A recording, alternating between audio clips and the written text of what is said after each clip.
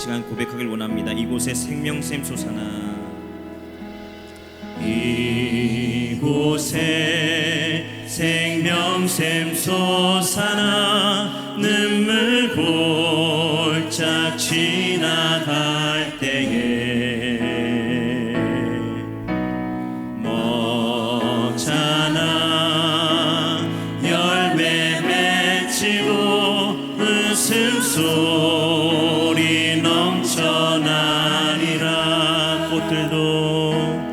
꽃들도 구름도 바람도 넓은 바다도 찬양하라 찬양하라 예수를. 하늘을 울리며 노래해 나의 영혼아. 은혜의 주 은혜의 주 은혜의 주.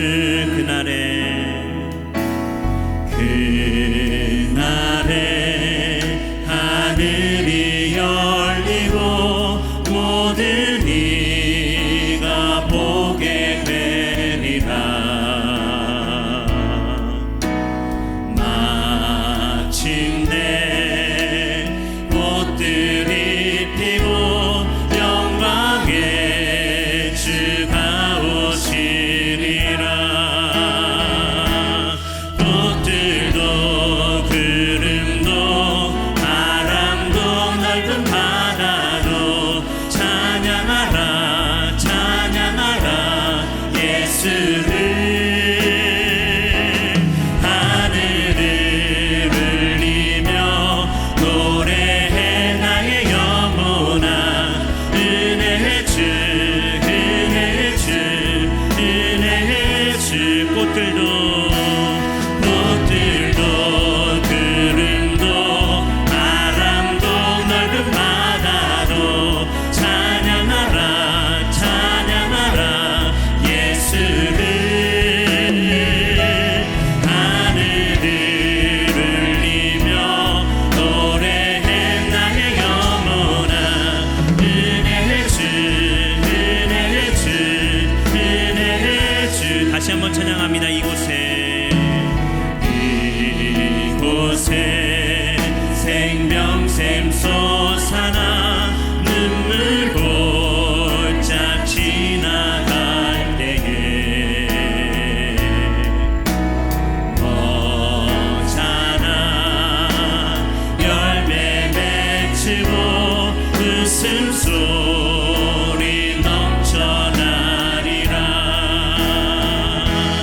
꽃들도 구름도 바람도 넓은 바다도 찬양하라 찬양하라 예수를. 하늘을 울리며 노래해 나의 영혼아.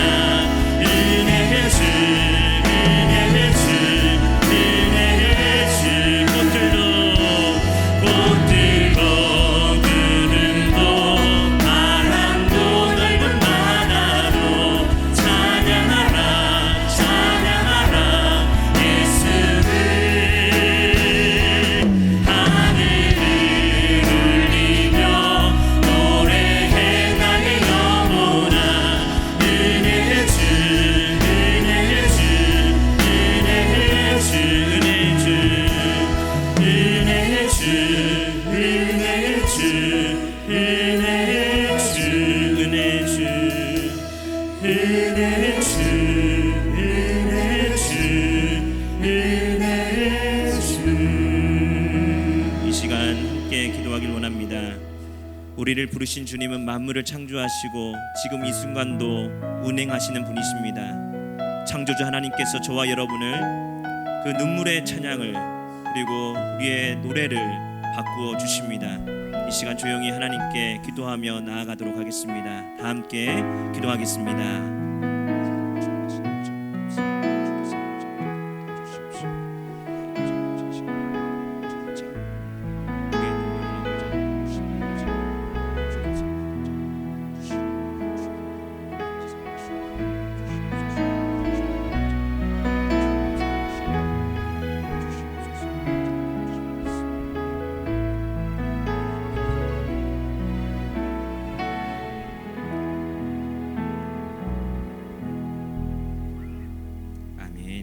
시간 우리 박수 치면서 마지막 날에 함께 찬양하겠습니다.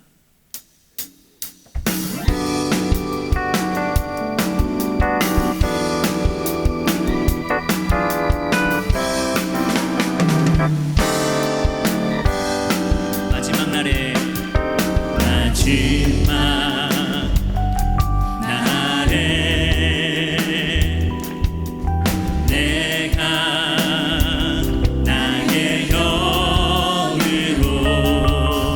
모든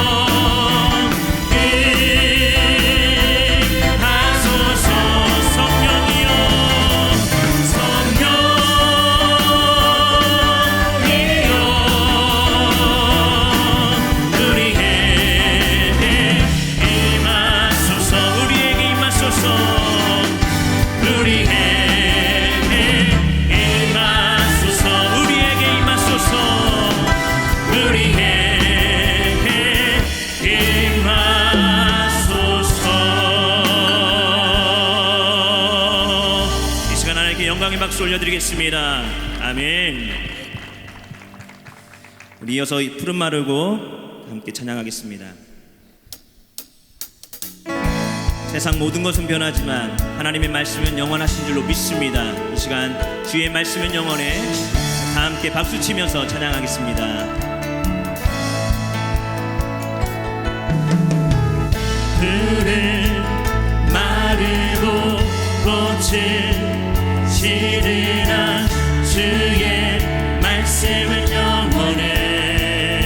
푸른 마르고 푸른 마르고 꽃을 시드나 주의 말씀은 영원해. 주의 말씀에 주의 말씀에 믿는 자 그의 구원을 얻으리.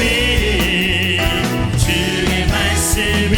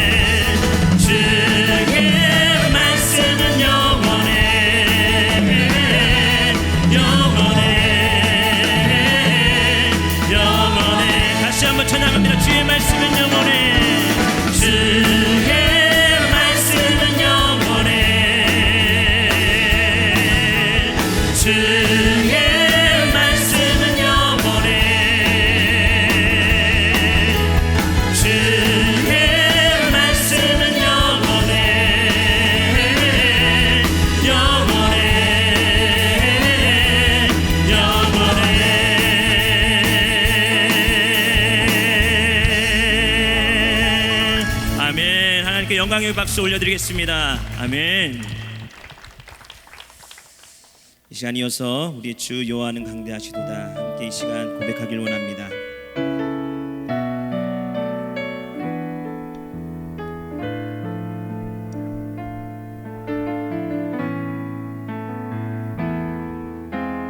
주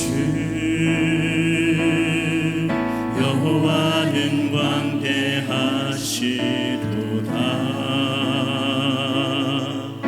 그 거룩한 하나님 성에서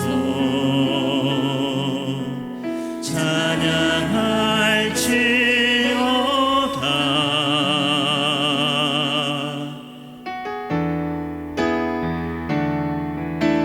주 승리 우리에게 주셨도다 모든 원수 물리치셨네 엎드려 절하세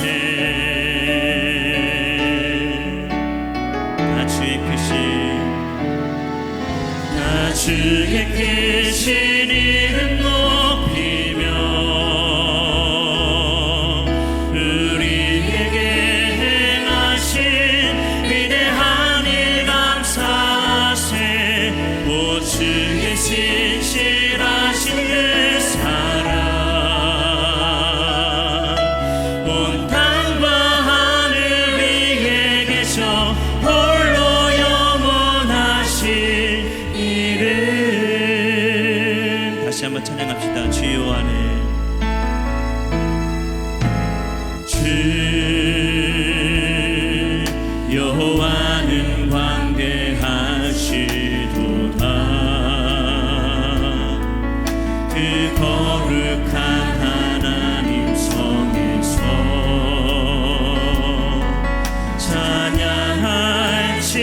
찬양할지어다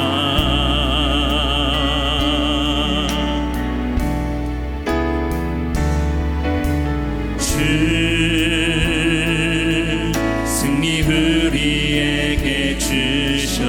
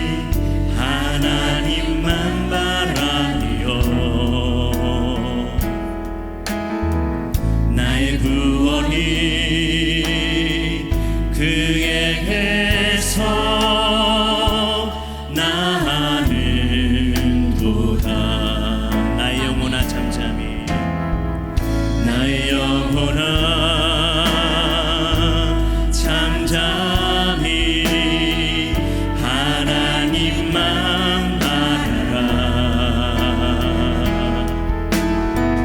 나의 소망이 저에게서 나는 도다. 오직 주만이 나의 반석, 나의 구원이시니.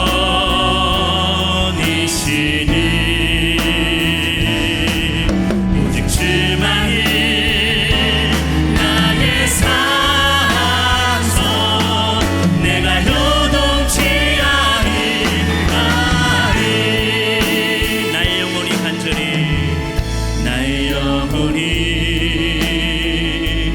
간절히 여호와를 갈망하며 나의 입술이 여호와를 찬양하리. 나의 영혼이 즐거이 여호와를 따르리니. 나의 평생의 여호와를, 나의 평생에 여호와를 송축하리. 오직 주만이 나의 반석, 나의 구원이시니.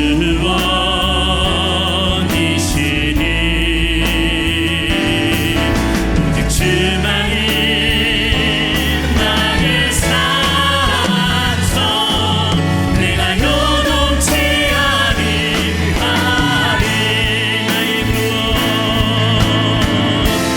나의 구원, 나의 영광 하나님께 있으니. 내 힘의 반석과 피난처 되시니. 오직 주만이 나의 반석, 나의 구원이시니.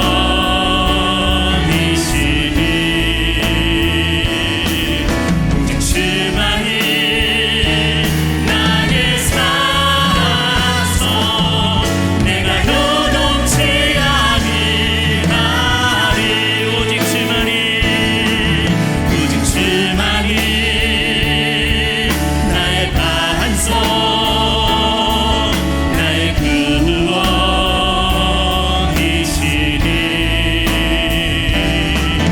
오직 주만이 나의 산성, 내가 요동치 아니하리.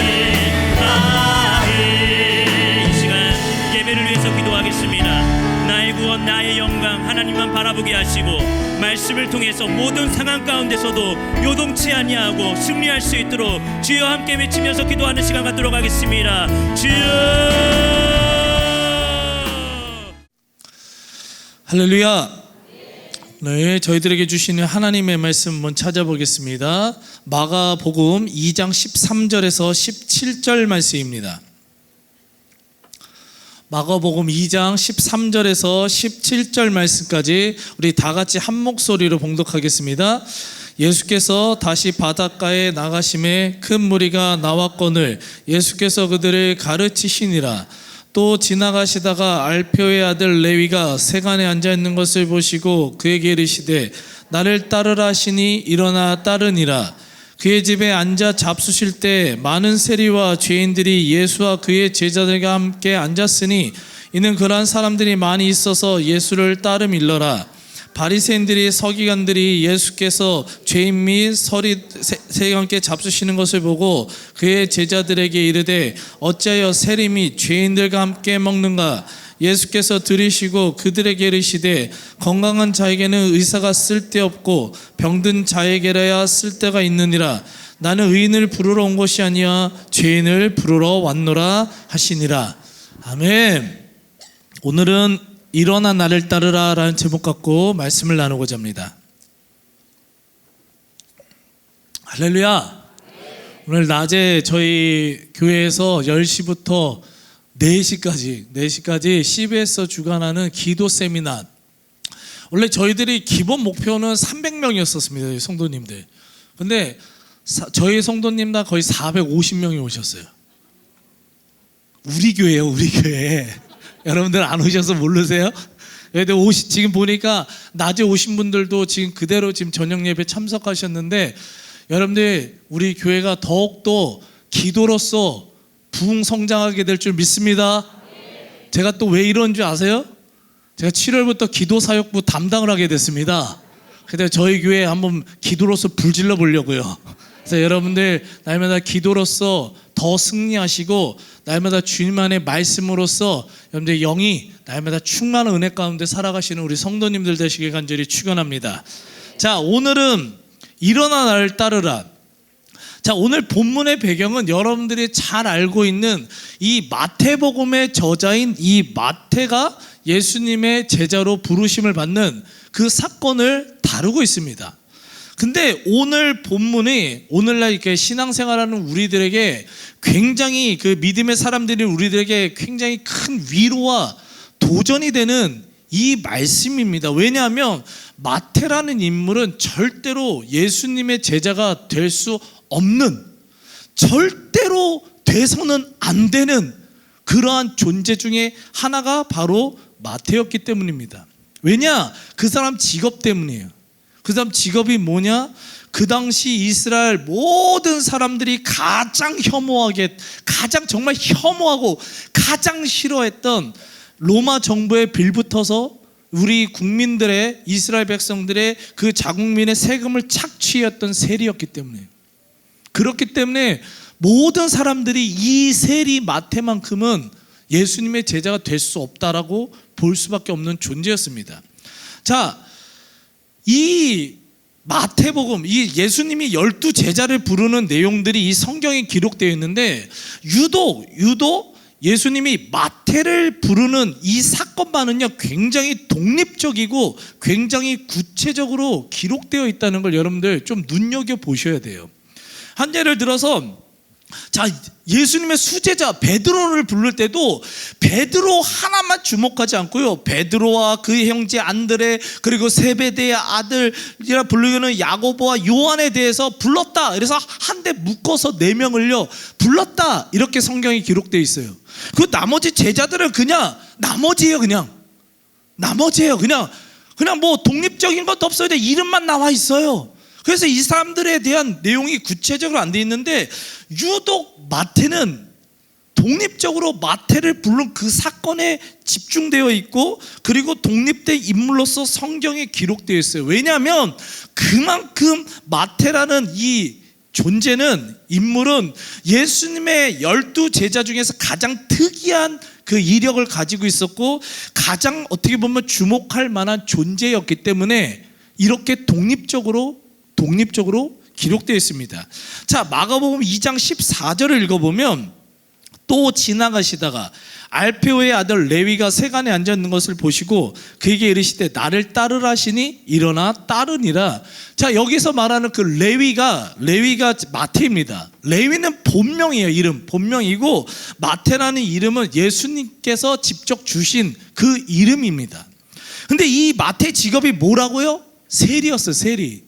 근데요, 단순히 세리가 아니라 이 본문을 보면은 마태는 세관에 앉아 있었다, 이렇게 기록되어 있습니다. 세관에 앉아 있었다. 여러분들 그 당시 때 세리들이 있지만, 세관에 앉아 있을 수 있는 세리는요, 그 많은 세리들 중에서도 가장 높은 짱인, 그냥 세관원 중에서 가장 짱인 세리장이 많이 앉아 있을 수 있었다는 거예요. 이 마태는요 단순히 그냥 세리가 아닙니다. 세리 중에서도 가장 높은 세리장이었다는 겁니다. 자, 성경을 묵상하다 보면 여러분들도 한번 문제, 우리 수요예배 정도 나오시는 분들은 뭐 말씀 잘 아시겠지만, 세리하면은 긍정적인 이미지세요, 부정적인 이미지이십니까? 세리하면은요 긍정적이에요. 이런 분은 뭔가 이상해. 그분은 이상하신 거예요. 세리하면은요 굉장히 부정적인 이미지입니다. 성경에서 세리하면은요, 세리 이꼴 죄인이에요. 세리 이꼴 죄인. 한 예를 들어서 마태복음 18장 17절을 읽어보면, 만일 그들의 말도 듣지 않거든, 교회 말하고 교회 말도 듣지 않거든 이방인과 세리와 같이 여기라. 말 진짜 안 듣는 사람들 있죠. 여러분들은 말 잘 들을 줄 믿습니다. 아멘. 아멘 안 하신 분들은 뭐예요? 진짜 말 안 듣고 진짜 문제 많고 이런 사람을 어떻게 여기라고? 세리같이 여기라고요. 그래서 여러분들끼리는 서로 하지 마십시오. 근데 그 당시 때 유대인 사이에서 야, 이 세리 같은 놈아 하면 이게 뭐라고요? 오늘날 완전 하지 마 너. 완전 큰 욕이라고요. 욕 중에서도 가장 쌍 욕이에요. 뭐예요? 세리 같은 놈아. 그 정도로 지금 세리란 존재는요, 그 이스라엘은 사회 속에서 세리는요 정말 진짜 상종도 할 수 없는 그런 인간이었다고요. 그런데 지금 그런 세리를 예수님께서 제자로 부르신 거예요. 근데 여러분들 하나 좀 제가 고정관념을 한번 깨드리겠습니다. 세리라고 해서요 무조건 나쁘진 않아요. 잘못하시는 거예요. 세리도요 두 종류의 세리가 있습니다. 그 당시 때 갓바이라고 불리는 세리가 하나 있었고 모케스라고 불리는 세리가 있었는데, 갓바이라고 불리는 세리들은요 그냥 로바에서 정해진 일반적인 세금을 걷어들이는 사람이에요. 요즘 우리가 그 말하면 국세청에서 열심히 그냥 여러분들 세금 걷는 분들 있잖아요. 여러분들 내셔야, 오늘 저도 뭐 자동차 세금 냈는데 조금 아깝긴 했지만 하여튼 냈어요. 그 세금만 딱 걷는 거, 내가 당연히 내야 되는 거, 그것만 걷는 사람들이 바로 갓바이라는 세리예요. 이 사람들도 똑같이 세리라고 부릅니다. 근데 문제가 되는 세리가 있었어요. 모케스라고 불리는 세리가 있어요. 모케스. 개인적으로 국가에서 정한 세금 위에 자기 멋대로 세금을 걷는 세리들이 있었다고요. 그 사람이 모케스였어요. 이 사람들은 만약에 세금을 10만 원 걷으라고 하면 20만 원을 걷어가지고요, 지가 10만 원 꿀꺽하고 10만 원을 그냥 로마 정부에 바치는, 이게 모케스라는 이 세리였습니다. 얘네들 그냥도 나쁜 놈들인데 왜 이게 더 나쁜 놈이냐면, 이 당시 때 이스라엘은요 로마에 의해서 지배를 당하고 있었거든요. 로마에서 지배를 당했고, 로마는 정복하기 위해서 수많은 나라를 정복하기 위해서 전쟁을 했잖아요. 그런 전쟁할 때 요금이 나갈 거 아니에요. 돈이 나갈 거 아니에요. 그쵸? 그럼 그 전쟁에 나갔던 돈을 어디서 걷었을까요? 로마 국민에게 걷었을까요? 아니요. 자기들이 정복한 나라의 그 사람들에게서 그 돈을요 세금을 걷었다는 거예요. 그러니까 지금 이스라엘 백성들은 적게는요 세금을요 50% 정도, 많게는요 70% 이상을요 세금을 걷었어요. 여러분들 지금 아마 여러분들 세금 중에서 50%만 걷어도 아마 여러분들 지금 다 데모하러 나가시지 않겠습니까? 별 감흥들이 없으시네. 나는 그렇게 세금 걸으면은 나는 나보고 어떻게 살라고. 나보고 70% 내 버는 그 월급의 70% 세금을 내면 어떻게 해요? 못 살아요. 죽어요. 힘들어요. 상상도 하기 싫은 거예요. 그래서 아멘 안 하시는 거죠? 네, 나 그렇게 생각해요. 50%만 걷어도 세금 이거 못 삽니다. 근데 이런 상황 속에서, 이 경제적인 억압 속에서 살고 있는데, 이미 그렇게 어렵게 살고 있는 이스라엘 백성들에게서 더 이 모케스라는 이 세리들은 그 가운데서 더 걷어 욕이 나올 뻔했어요. 그것들 진짜 나쁜 놈들이죠. 이미 70% 세금을 내는 사람들한테 거의 20%를 더 띄어먹은 거예요, 나쁜 놈들이. 그러면 남는 거 100만 원 여러분들이 벌어가지고 10만 원밖에 여러분들 안 남는다니까요. 분노하셔야죠. 진짜 나쁜 놈이에요. 이 마태. 진짜 나쁜 인간입니다, 이 인간은. 근데 이러한 마태를 향해서 예수님이 다가셨어요. 그러니까 사람들이 기대한 거예요. 뭐라고? 저놈 지금 이제 저주받아 죽을 거야. 아마 다리 몽둥이 하나는 부러지던지, 하여튼 저 세경반도 저 손가락만큼은 어떻게 부러져야지 속이 시원할 것 같지 않아요? 여러분들은 안 그래요? 난 그럴 것 같은데. 근데 이 마태를요, 예수님이 갔어요. 그러더니 그 마태를 향해서 너 그렇게 살면 안 돼. 너 회개해. 너같이 살면 저주받아. 선한 삶을 살아. 그렇게 하는 게 정상인데 그렇게 안 하셨다는 거예요. 오히려 나를 따르라, 나의 제자가 되라, 그 한마디만 하셨다는 겁니다. 이게요, 여러분들이 직접적인 그 당한 사건이 아니라서 크게 감흥이 안 오시겠지만요, 이 말을 들었을 때요, 나머지 이미 제자가 되어 있었던 이 사람들한테는요 엄청난 충격이었던 거예요.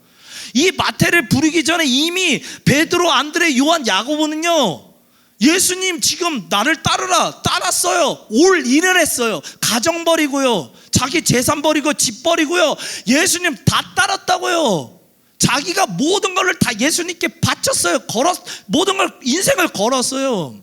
근데 그 예수님께서, 우리는 막 거룩한 존재라고 막 생각하고 있는데, 그 예수님께서 그 당시 가장 혐오하는, 가장 나쁜 놈이었던 이 마태, 이 세리 마태를요 지금 자신들과 똑같은 제자로 부르셨다는 겁니다.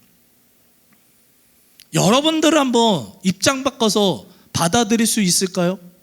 제가 예전에 이제 부흥회를 옛날에 부흥회 많이 했었잖아요. 제가 모교가 그 부흥사 출신이라서 기질이 세요. 제가 얌전하게 설교 못해요.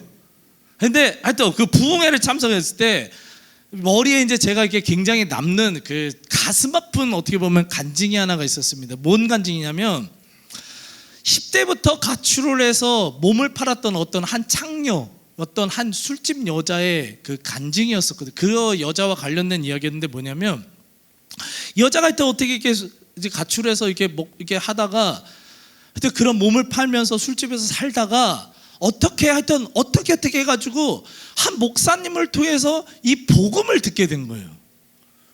우리들은 이게 이 복음을 들어도 감흥이 없지만 이 여자한테는 예수님은 당신을 사랑하십니다, 이 한마디가 그냥 눈물로서 막 온 마음이 절규가 됐던 거예요. 그 한마디가.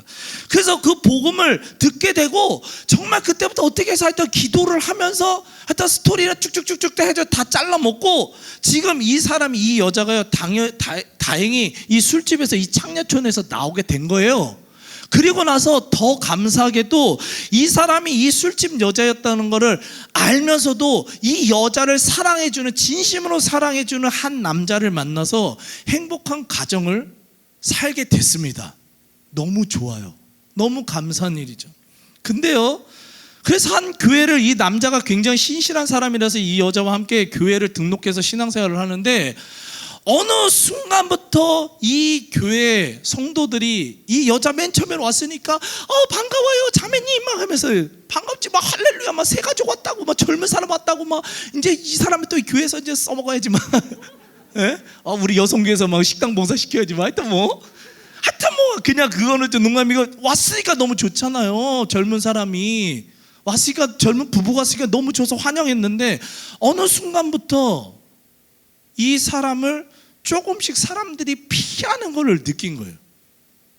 어느 순간부터 피하게 느꼈어요. 그리고 근처에 이 사람이 앉아있을 때 근처에 사람들이 안 앉는 거를 어느 순간 발견하게 된 거예요. 그래서 나중에 알게 됐는데, 이 여자가 술집에서 일하던 여자인 거를 그 교회 성도들이 알게 됐습니다. 어떻게 알게 됐게요? 술집 갔던 남자가 있었겠지. 나쁜 놈이죠. 정말로. 어떻게 알아요 그 여자가 거기 있었는지. 근데 어떻게 알게 됐어요? 그러면서부터 이 자매를 낙인을 찍은 거예요. 죄인으로 찍은 거예요. 그래서 이 여자 근처에 오질 않는 거예요. 그래서 나중에 이 여자가 이제 너무 충격 먹고 이게서 이제 뭐 담임 목사님께 간 거죠. 이제 교회 나간다고 하면서 갈고 울부짖었는데 이렇게 얘기를 했답니다. 저희 부모님은 매일같이 싸우고 아버지는 술만 먹고 오면 맨날 엄마와 저를 패 때렸습니다.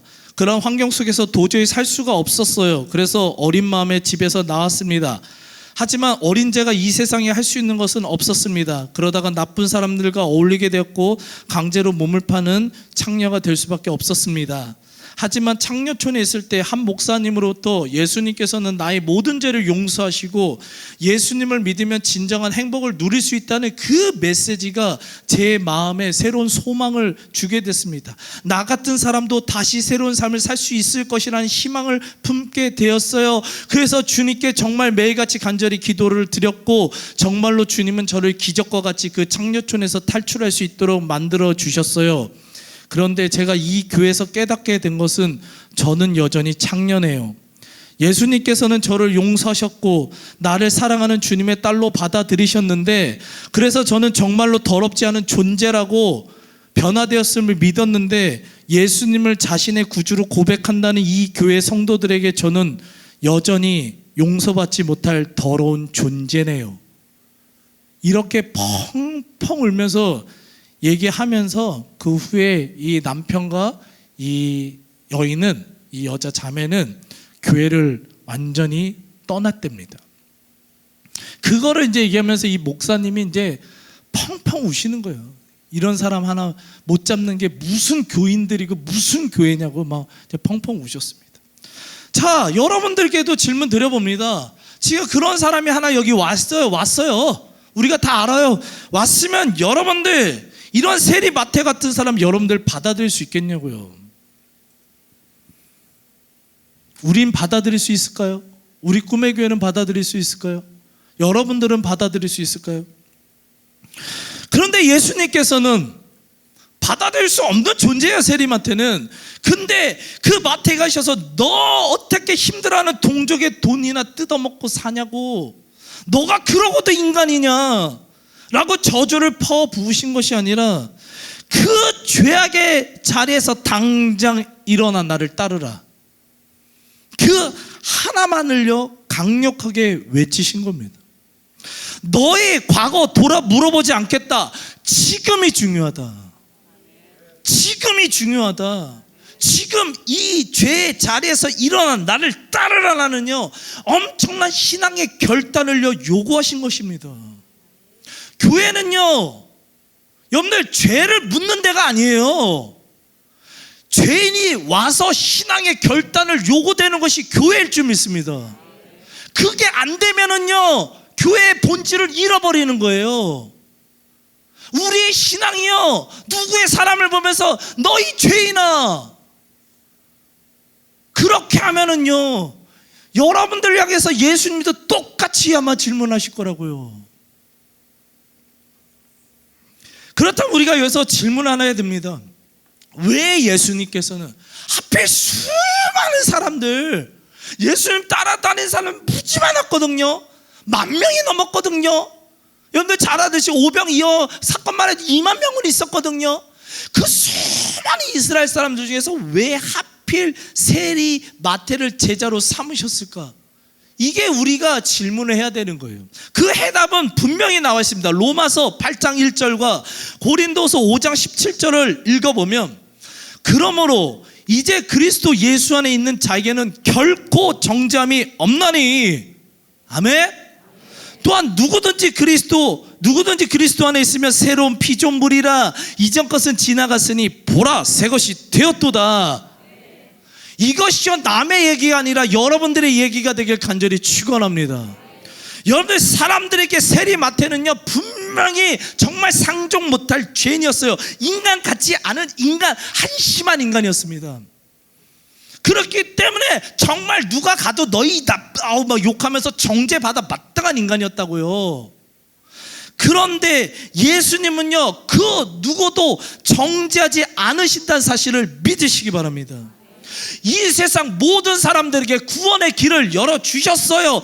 그런데 우리가 확고한 신앙과 죄에 대한 확고한 진정한 회개의 모습만 있다면 예수님께서는 그러한 사람들을, 그러한 우리들을 변화시켜서 하나님의 영광 위에 살아갈 수 있는 제자로 부르신다는 사실을 믿으시기 바랍니다. 우리는 모두 다요, 예수님 앞에서는요, 십자가 은혜로 용서받은 죄인이에요. 여러분들 착각하지 마십시오. 아까 오늘 본문에 하는 세리마태나 아까 그 술집에서 그렇게 일했던 그 여자는요, 단지 죄가 겉으로 드러난 죄인일 뿐이에요. 우리들은 마음속에 여전히 미움, 시기, 질투, 게으름, 불순종. 내가 비판하는 건 아닌데 오늘 낮에 식당 기도 쌤이나 왔으면 기도하는 사람들인데 그 밥 먹는데 조금 복잡하다고 어떻게 투덜투덜 되는지, 기도한다는 분들이요, 그런 것들이요 드러나지 않은 죄인일 뿐이에요. 겉으로 아무런 그런 죄악들이 있으면서 조그만 것도 하나도 양보 못하면서 그런 이기심이 가득한 그런 데 겉으로 드러나지 않을 뿐 우리들은 여전히 죄인이라고요. 그렇기 때문에 우리들은요, 성도님들은요, 그 어떤 사람들도 서로 우리가 가진 어떤 신앙의 잣대를 가지고 아우 저 사람 신앙생활 왜 저래, 저 사람 왜 저렇게, 이러한 어떤 정죄함도 없어야 될 줄 믿으시기 바랍니다. 우리는 서로 사랑해야 되는 존재들이지 서로 정죄하면 안 돼요. 정죄할 가치도 없습니다. 왜요? 우리는 서로 죄인이니까. 용서받은 죄인이에요, 죄인. 그러니까 사랑하기도 바쁠 줄 믿습니다. 에베소서 4장 32절 말씀처럼 서로 친절하게 하며 불쌍히 여기며 서로 용서하기를 하나님이 그리스도 안에서 너희를 용서하심과 같이 하라. 용서받은 죄인들로서 우리가 할 수 있는 한 최선을 다해 다른 사람들을 친절히 대할 수 있도록 긍휼히 여기며 성령의 능력에 힘입어 최대한 용서할 수 있는 삶을 살아가시길 간절히 축원합니다. 오늘 본문에 나오는 이 세리마태는요, 누구든지 그리스도 안에 있으면 새로운 피조물이라는 이 말씀이 온전히 이루어진 대표적인 인물이에요. 상징적인 존재였다는 겁니다. 또한 이 세리마태가 중요한 이유는 예수님의 제자가 될 수 있는 사람의 가장 큰 특징 하나를 보여주기 때문에 이 세리마태를요 독립적으로 기록된 건데요. 자, 마가복음 2장 14절을 다시 한번 읽어보면, 또 지나가시다가 알페의 아들 레위가 세간에 앉아있는 것을 보시고 그에게 이르되 나를 따르라 하시니 일어나 따르니라. 여기서 이 헬라어 에콜루데센이라는 이 단어가 굉장히 중요해요. 근데 솔직히 말해서 여러분들 이렇게 생각해 보셨는지 모르겠지만요, 자, 다른 사람들의 관점에서 세리마태 정말 나쁜 놈이에요. 저 상종하기 싫어요. 근데요, 세리마태의 관점을 한번 보시기 바라요. 세리마태의 관점에서는요, 여러분들 잘 보십시오. 지금 베드로와 같은 어부들은요, 예수님 따르다가 수틀리고 마음에 안 들면요 다시 자기의 삶의 자리로 돌아갈 수 있었어요. 실제로 돌아갔잖아요. 예수님 십자가에 못 박히고 나서 배신하고 어부하는 생활로 그냥 돌아가서 똑같이 할 수 있었어요. 세관장은 못해요. 그 자리는요, 한 번 놓으면요 못하는 자리예요. 얼마나 높은 자리인데요. 여러분 상상도 못할 높은 자리예요. 그리고 하루 벌어서 하루 간신히 살 수 있었던 시골 어부들 모든 거 다 버리고, 물론 그것도 대단한 거지만요, 여러분들 지금 마태의 재산이 어느 정도 될 거라 생각해요? 그 당시 세관장의 재산이 얼마 정도 될 것 같아요? 몇 해도 수백억에 못해도 잘하면 수천억까지 될 수 있는 사람이 마태였다고요. 제 집에는 K3 하나밖에 없는데 여기는 가면은 월요일 람보르기니, 화요일 마흐바흐, 수요일 페라리, 뭐 안에는 그냥 프라다 가방이 아니에요. 매장 하나 그냥. 이 정도라니까. 진짜예요. 세리마태는요 수백 명의 하인이 평생 섬김을 받으면서 살아왔던 존재, 그렇게 부자가 누구냐? 세리마태였다고요. 그 세리마태가 그걸 다 버리고 가는 거, 이게 쉬웠을 것 같아요? 절대 쉽지 않습니다. 또 하나, 여러분 잘 보십시오. 그 당시 세관장이면 아무나 되는 게 아니에요. 이 사람은 기본어, 아람어, 헬라어, 히브리어, 경제, 정치, 과학은 아니겠죠. 하여튼 모든 거, 수학, 그 당시 때요 그런 거에 능통한 엘리트 중에 엘리트였기 때문에 세관장이 될 수 있었던 사람이에요. 엘리트였다고요. 그런 엘리트가 죄송하지만 배움도 없었던 갈릴리 그 어부들이랑 어울리는 거 쉬울 것 같아요? 못 어울려요. 쉽지 않습니다. 마태의 10장에서 그 예수님의 제자들이라고 불리웠던 그 사람들이랑 어울리는 것 자체가요 말도 안 되는 입장이었었거든요. 근데도요 어떻게 해요? 너 일어나 나를 따르라 그 한마디에 지금 세리 마태는 어떻게 했느냐, 그 죄의 자리에서 일어나 그대로 따랐다는 사실 믿으시기 바랍니다. 주점 조금도 없었습니다. 철저하게 예수님의 말씀에 순종하여서 일어나 따르는 인생이 누구였냐? 세리 마태였다고요. 바로 그것이 바로 예수님의 제자가 될 수 있는 가장 중요한 그 조건임을 믿으시기 바랍니다. 여러분들 이런 철저한 순종하실 수 있겠냐고요. 예수님은 그렇게 철저하게 순종한 이 세관장 이 레위라고 했었잖아요. 이 레위에게 마태라는 이름을 줬거든요. 마태가 무슨 뜻인지 아십니까? 하나님의 선물. 대단하지 않습니까? 죄인 중에 죄인, 정말 가장 저주받고 혐오하고 가장 욕받아 마땅한 인간인 그 레위가 하나님의 선물로 불리게 됐다는 사실 믿으시기 바라요. 하나님의 선물이요. 그리고 성경에 기록되지 않는 예수님의 제자들의 순교 역사를 기록한 그 요세피우스가 쓴 교회사를 읽어보면요, 마태는요 에디오피아라는 곳을 가가지고요 복음을 전파하다가요 순교를 당하게 됩니다. 그리고 여러분들이 잘 아는 이 복음서의 첫 시작하는 신약 복음서의 첫 시작인 마태복음을요 쓰게 됐다고요. 만약에 마태가 세상 사람들이 평가하듯이 그렇게 그저 쓸모없고 손가락질 당해 마땅한 인물로 정죄받았으면은요 지금 그 에디오피아의 복음 전함도, 그리고 우리에게는 이 마태복음이란 이 위대한 복음서도요 손에 잡히지 않을 뻔했어요. 이 시간 말씀을 마치면서 간절히 소망하는 것은요, 누구든지 그리스도 안에 있으면 변화될 수 있을 줄 믿습니다. 여러분들도 변화될 줄 믿습니다. 여러분들이 얘는 정말 변화되기 너무 힘들어라고 하는 사람도 변화될 줄 믿습니다. 제가 이렇게 신방을 다니면서 이렇게 얘기하시는 분이 있어요. 지쳐서 그러셔도 남편을 위해서 혼자 신앙생활 하시는 거예요. 자식도 안 믿고 그냥 아무도 안 믿어 집안에. 그러니까 자기 혼자 신앙생활 하니까 너무 지치신 거예요. 그래도 구원을 위해서 기도하셔야죠. 아유 지금 지쳤어요. 왜요? 저 인간은 변화될 기미가 안 보여요. 20년 동안 기도했는데 변화가 될 기미가 안 보여요. 아니요, 변화될 줄 믿습니다. 예수님이 변화시키면 변화됩니다. 그리고 누구든지 쓰임받을 수 있음을 믿으시기 바랍니다. 나 능력 없어요, 나 못 배웠어요, 필요 없다니까요.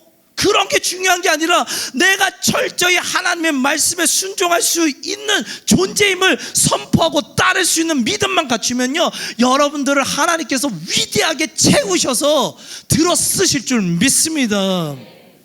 주님께서 찾으시고 사용하시고 축복하시는 사람은 세상에 어떠한 조건을 갖춘 사람이 아닙니다. 잘 갖춘 사람이 아닙니다. 물론 그것도 중요합니다. 물론 그것도 하나님께 쓰임받을 수 있습니다. 그러나 그것보다 더 중요한 것은 죄악의 자리에서 일어나 나를 따르라. 옛날엔 모르겠다, 지금 너가 나를 따를 수 있느냐? 지금 너가 따를 수 있다면 그 사람은 제자가 될 줄 믿습니다. 그렇기 때문에 이 시간 주의 종을 통해서 여러분들에게 지금 영적인 게으름 자리에서 일어나라, 연약한 자리에서 일어나라, 죄의 자리에서 일어나라, 문제 자리에서 일어나라라고 예수님이 말씀하실 때 순종하시고 기도하시고 말씀으로 반응하시고 여러분들의 삶 가운데 정말 진정한 변화가 일어나게 될 줄 믿습니다. 그 주님의 음성을 온전히 듣고 이 마태와 같이 이 시대에 정말 하나님의 선물이 되셔서 큰 변화를 받으셔서 이 시대에 크게 축복받는, 여러분들의 인생이 완전 뒤집어지는 그런 여러분들의 인생 되시길 간절히 축원합니다. 아멘.